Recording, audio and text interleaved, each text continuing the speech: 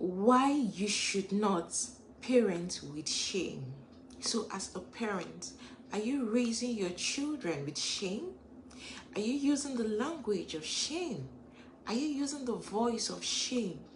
Are your children scared? Are they afraid of you when they make a mistake because they know you're going to shame them?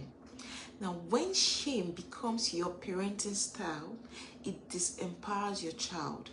When you use shame as a parenting mechanism or as a solution in parenting or raising your children, it totally disempowers your child. So how can we learn? We're going to learn as parents. How can we parent without using shame?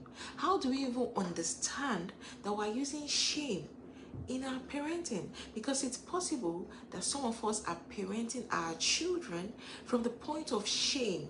We're raising them with shame. We're using the language of shame, but we don't even know. We're not even aware that this is what we're doing.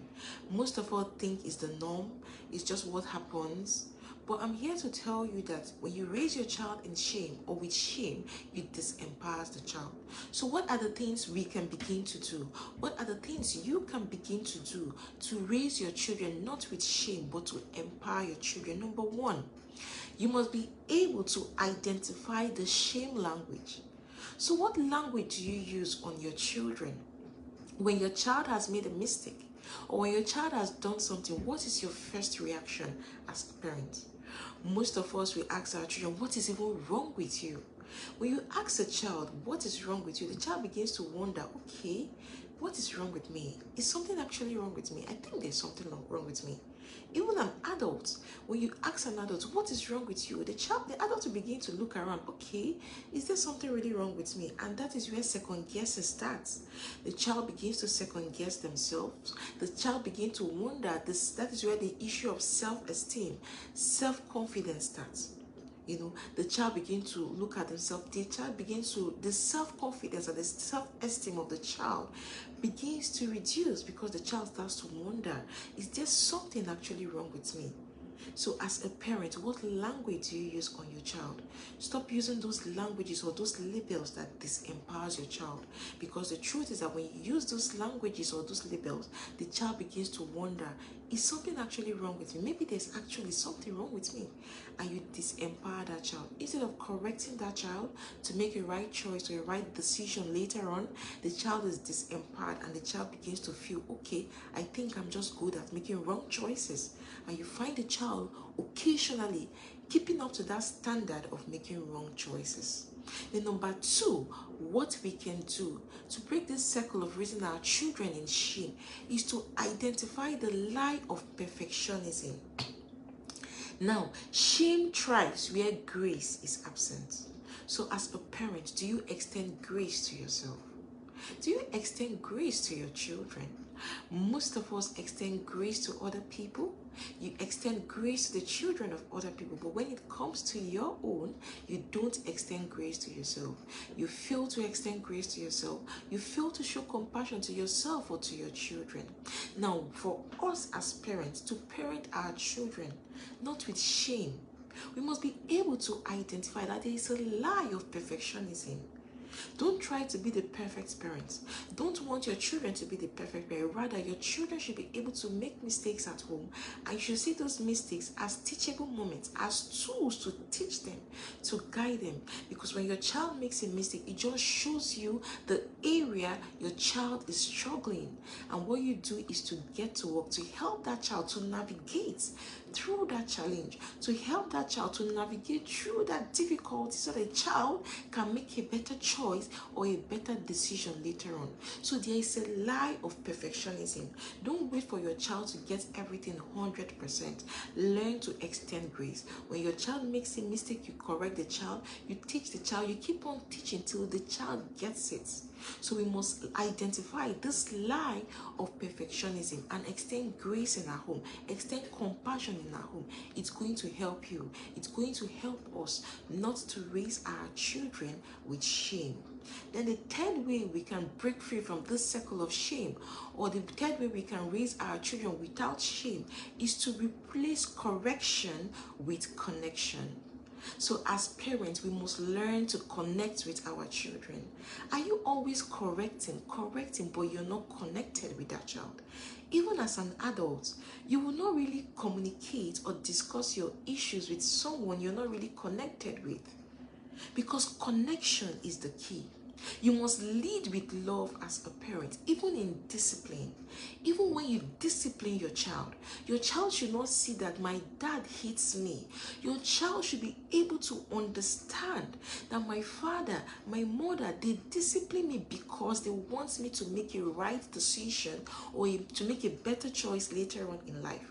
When you're connected with your child, even in discipline, your child will understand that, okay, I think I made a mistake. I did not get it right. My parents are trying to teach me something.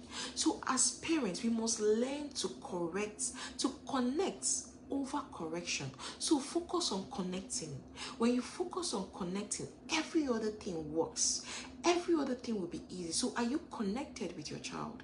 That is the question. You want to correct that child. You always want to correct that child, but are you really connected with that child?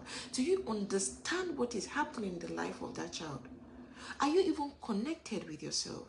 Or are you the parent that just wants to go straight? You dish out punishment. You dish out everything. You know nobody can talk to you. You're just there dishing out all the instructions and all. Today, we must learn to connect with our children. We must learn to connect first before we can correct. And the fourth way we can parent without shame, to raise our children without shame, is to apologize when you shame your child. As a parent, do you apologize to your children? Or do you feel so big, like, oh my God, how will I even apologize to my child? Oh, I can't even apologize to my child. No. When we apologize to our children, it helps to repair what shame is trying to destroy.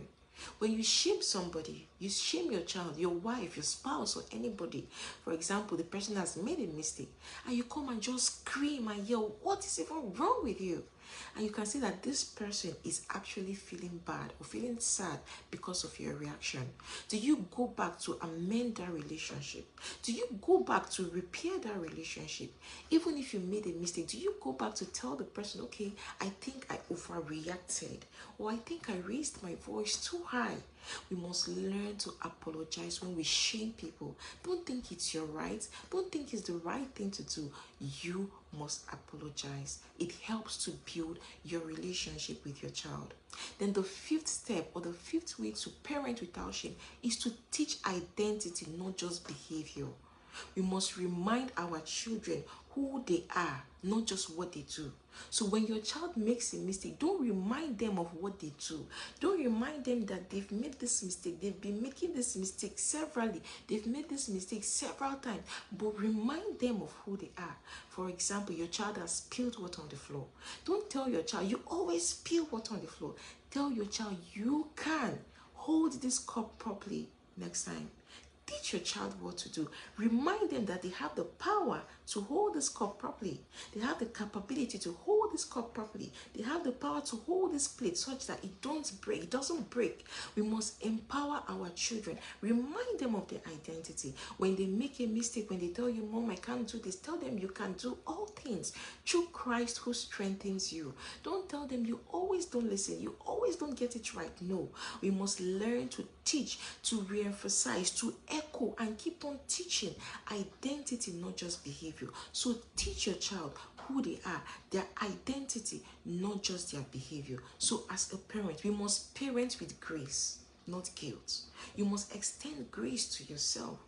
We must extend compassion to ourselves, not feeling guilty all the time.